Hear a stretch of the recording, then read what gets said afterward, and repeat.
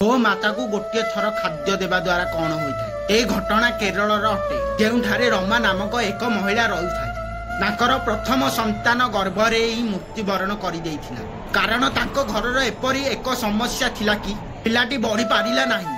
Doctor कहले कि आपणकर संतान हेब नहीं। पंडित माने कहले कि आपण संतान सुख ही नुह। किछि दिन पर गर्भरे द्वितीय संतान आसिला। जेबे पुणी डॉक्टर पाखरे यार चिकित्सा करागला।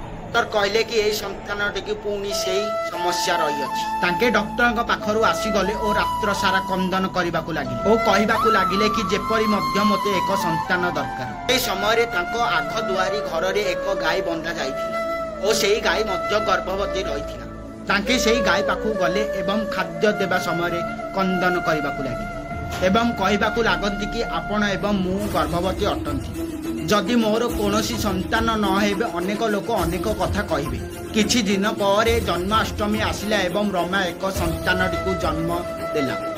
डॉक्टर या देखि कहिले समस्त चिकित्सा एवं परीक्षा आज भूल होइगला। आपणक संतान संपूर्ण भाव में सुस्थ रही अछि। जेबे से घर को आसी देखिले से गाय नथिला। लोक मानकु पचारि बारु जना पड़िला कि गायटी जो बाछुरी की जन्म देइथिला ताहा किछि मध्य सुस्थ नथिला। सेथिपाई ता मालिक ताकू बिकि देइला। आम सनातन धर्म रे गाय को गोमाता कहुए। शेयर करंतु एवं कमेंट रे गोमाता लिखंतु।